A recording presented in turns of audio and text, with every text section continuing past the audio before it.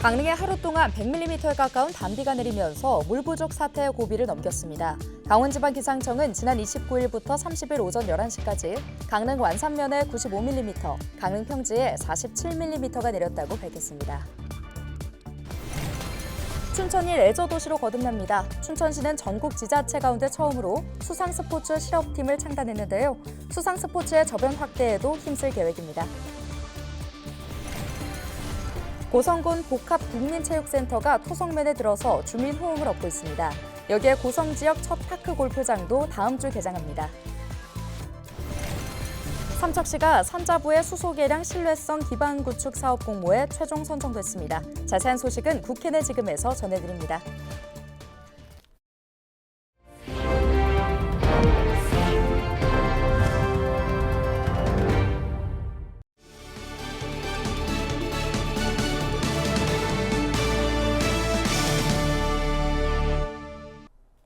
여러분 안녕하십니까? 헬로티비 뉴스입니다. 물 위에서 펼쳐지는 짜릿한 스포츠, 수상 스포츠에 대한 관심이 커지고 있습니다. 호반의 도시 춘천시가 수상 스포츠 실업팀을 창단했는데요. 전국 지자체 중에서는 처음입니다. 보도에 전소연 기자입니다. 수상스키가 시원하게 물을 가릅니다. 빠른 속도로 달리며 물 위의 장애물을 매끄럽게 피하기도 합니다. 국내 최고의 실력을 갖춘 수상스키 선수들이 춘천시 마크를 달고 활약하게 됐습니다. 춘천시가 전국 지방자치단체 중 처음으로 실업팀을 창단한 겁니다. 소속 선수는 넷, 한국 기록부터 아시아 기록까지 보유한 수준급 수상스키 선수들입니다. 팀을 이끌 코치에는 국가대표 지도자 출신인 김명식 코치가 낙점을 받았습니다. 선수들은 수상스포츠의 저변을 넓히는 데 기여하겠다고 다짐했습니다. 개인적으로 운동을 해야 되는데 이렇게 팀으로 같이 하게 되니까는 더 힘이 난다고 할까요? 운동에 집중해서 꼭 금메달을 춘천으로 가져오겠습니다. 춘천시가 갖춘 수상 스포츠 인프라는 선수들의 실력 향상에 큰 도움이 될 전망입니다. 물이 맑고 깨끗하고 일단 강폭이 작고 산으로 둘러싸여 있어서 수상 스포츠 하기에는 적합한 곳이고요. 이 선수들이 훈련하기에 부족함이 없는 곳입니다. 선수들은 창단식 전 열린 대회에서 금메달과 은메달, 동메달을 각각 하나씩 획득하며 순조로운 출발을 알렸습니다. 춘천시는 팀 창단이 춘천시가 수상 레포츠 도시로 도약하는 데 도움이 될 거라 기대하고 있습니다.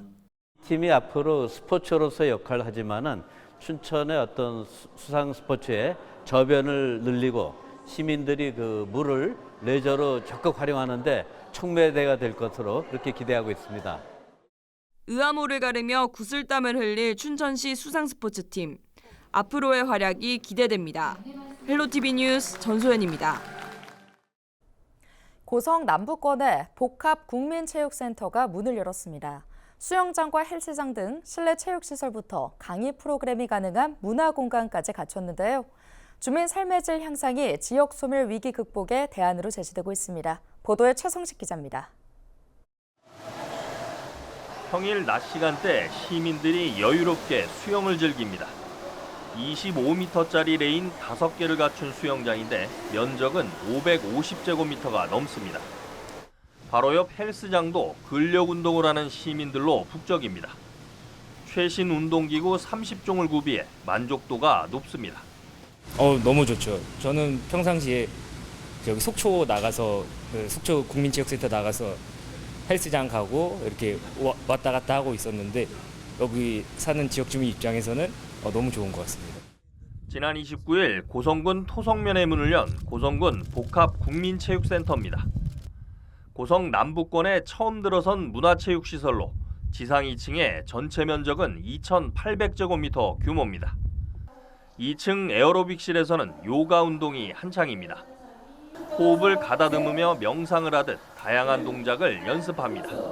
지금 저희 수영장, 헬스장도 좋지만 2층에 여기 우리 다목적실, 에어로빅실이 뷰가 장난이 아니에요. 보셔서 아시겠지만 울산바위가 보이고 뒤쪽에 청간정이 보이고 여기 있으면 그냥 행복해져요. 250제곱미터, 80평 가까운 키즈 카페는 어린이를 위한 놀이터로 꾸며졌습니다. 복합국민체육센터 2층에는 보시는 것처럼 오픈 키친이 들어서 있는데요. 요리 수업 등 강의 프로그램이 가능해 문화센터의 역할까지 수행하게 됩니다. 시설 이용료도 저렴하게 책정됐는데 어린이와 노인은 50%, 청소년과 군인은 30% 감면 혜택이 주어집니다. 지난달 시범 운영 기간에만 하루 200명이 몰리는 등 주민들의 호응을 얻고 있습니다. 여가를 활용할 수 있는, 여가를 즐길 수 있는 그런 시설들이 부족하다, 그런 의견들이 많았었는데 이번에 국민 복합 체육시설이 들어서면서 주민들이 이것을 이용하면서 좀 더 나은 환경 속에서 생활할 수 있지 않을까. 고성 지역 첫 번째 파크 골프장도 인근 토성면 도원리에 조성돼 다음 달 3일부터 운영에 들어갑니다. 전체 18홀 규모로 지어졌는데 올해 연말까지 2단계로 18홀이 추가로 설치될 예정입니다. 뜨거운 반응을 보여주십니다. 아마 이것은 그만큼 이제 기대치가 있었다 이렇게 생각되어지고요. 이제 그 들어간 만큼 또 많은 사람들이 즐길 수 있는 그런 것이 잘 어우러져 가지고 또 주민들의 어떤 만족도가 또 계속 상승할 수 있게. 인구 감소와 심각한 고령화 등으로 지역 소멸 위기를 겪고 있는 농촌 지역. 주민 삶의 질을 높일 수 있는 기반 마련이 지역을 유지하는 대안으로 주목받고 있습니다. 헬로티비 뉴스 최성식입니다. 강릉에 하루 동안 100mm 가까운 단비가 내리면서 물 부족 사태가 최악의 고비는 넘겼습니다. 강원지방기상청은 지난 29일부터 30일 오전 11시까지 강릉 완산면에 95mm, 청산면에 79mm, 강릉 평지에 47mm가 내렸다고 밝혔는데요. 이로 인해 강릉 지역 최대 식수원인 오봉 저수지 저수율은 지난 26일 29.2%까지 떨어졌다가 30일 오전 현재 38.7%로 상승했습니다. 한국농어촌공사는 상류 지역에 많은 비가 내리면서 오봉 저수지 수위가 상승하고 있고 저수율도 50%에 근접할 것으로 전망했습니다. 강릉시는 다만 완전 해갈까지는 부족하다고 보고 재난안전대책본부 비상 2단계를 가동하며 물 아껴쓰기 캠페인을 지속하기로 했습니다.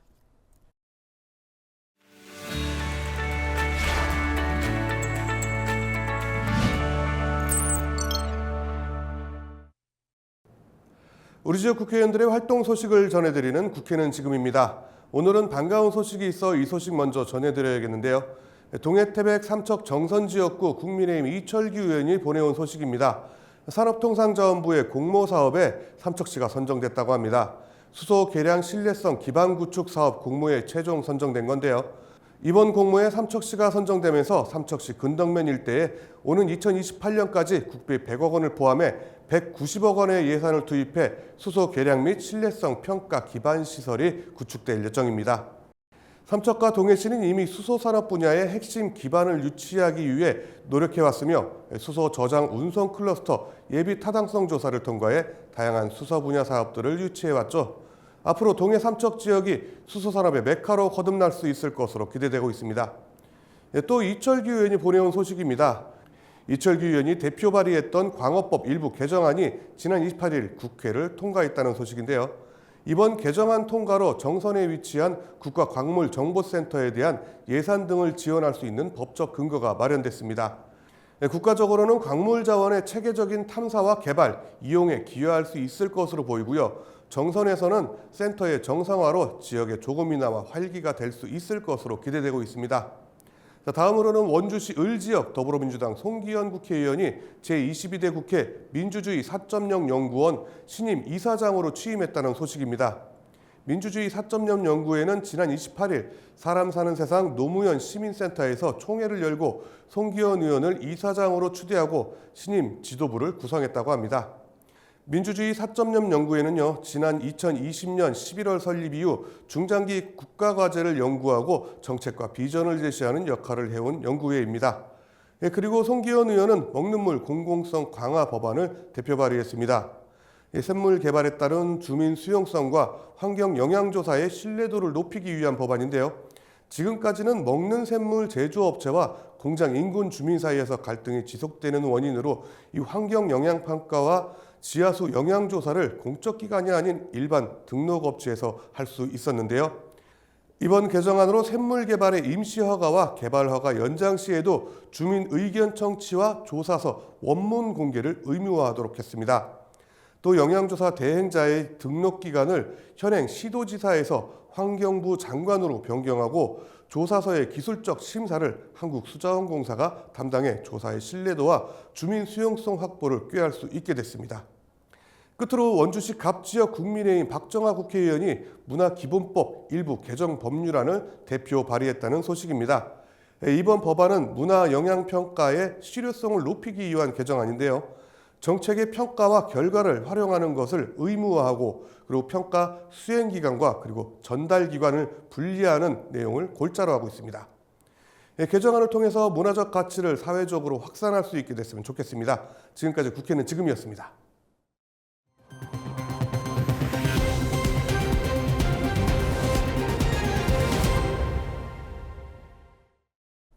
아무런 동의도 없이 내 얼굴이 음란물에 합성돼 유포되고 있다면 얼마나 끔찍할까요? 10대 청소년까지 파고든 딥페이크 음란물, 어떻게 대응하면 되는지 이세진 기자가 정리했습니다. 딥페이크 음란물. 인공지능 기술로 기존 음란물에 타인의 얼굴을 붙여 만든 일종의 합성물입니다. 제작도 유포도 모두 명백한 성범죄 행위입니다. 하지만 피해 사례는 갈수록 늘고 있습니다. 채팅방을 기반으로 딥페이크 제작, 유포가 쉬워지면서 청소년 범행이 특히 늘었습니다. 올해 전체 피의자 가운데 10대 비율은 3분의 1을 차지했습니다. 10대 피해자도 적지 않았습니다. 지난해 관계기관에 도움을 요청한 디지털 성범죄 피해자 4명 중 1명은 미성년자였습니다. SNS에 익숙한 10대가 가해자인 동시에 표적이 된 겁니다. 학교를 중심으로 딥페이크 음란물이 확산되자 교육당국도 강력 대응에 나섰습니다. 사실로 확정된 가해 사건에 대해서는 엄중하고 단호하게 대처하고 직접적인 피해자뿐만 아니라 간접 피해자의 치유와 회복도 함께 돕는 교육 분야 딥페이크 대응 후속 조치 방안을 관계부처와 협력하여 오는 10월 중으로 학교 현장에는 예방법과 대처 요령도 안내했습니다. 우선 딥페이크 음란물의 피해자가 됐다면 SNS 계정을 비공개로 돌려 2차 피해를 막아야 합니다. 개인정보를 알 수 있는 게시글이나 위치 태그는 삭제하고 원본 사진을 확인해 수사기관에 피해 정황을 알려야 합니다. 모르는 사람에게서 제보를 받았다면 링크나 채팅방을 열지 않고 신고부터 하는 게 중요합니다.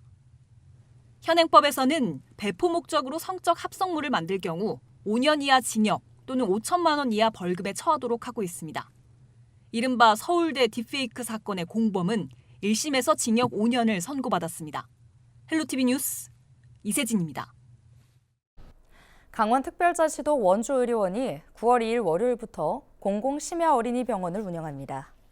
원주의료원 공공심야어린이병원은 평일 오후 5시 30분부터 밤 11시까지 별관 2층에 마련된 진료실에서 운영될 예정인데요. 원주의료원은 심야어린이병원 운영을 위해 지난 6일 소아과 전문의 1명을 공개 채용했습니다. 지역 일자리 문제를 해결하기 위한 춘천 일자리 협의체가 30일 출범했습니다. 협의체에는 춘천시와 고용노동부 강원지청 등 일자리 유관기관 4곳, 지역 내 대학 5곳이 참여했는데요. 협의체는 격월로 회의를 열고 지역 일자리 문제의 공동 해결 방안을 모색할 계획입니다. 평창구는 9월부터 농어촌 버스 천월 단일 요금제를 시행합니다. 평창구는 농어촌 버스 운송 사업자인 평창시티버스와 농어촌 버스 운임과 무료 환승 시간 연장을 협의했다고 밝혔는데요. 이에 따라 배차 간격이 넓은 지역 특성을 반영해 환승 시간도 기존 30분에서 60분으로 연장 운영됩니다. 태백시가 9월 한 달 동안 탄탄페이의 구매 한도와 할인율을 기존 50만 원 10%에서 100만 원 15%로 상향 조정합니다. 이번 조치는 추석 명절을 맞아 지역 내 소비 유도와 시민 물가 부담 완화를 위해 추진되는데요. 태백시는 이번 탄탄페이 구매 한도와 할인율 상향을 통해 지역 소상공인의 매출 회복과 시민들의 가계 부담 완화에 도움이 될 것으로 기대하고 있습니다. 오늘 준비한 소식은 여기까지입니다. 함께해 주신 여러분 고맙습니다.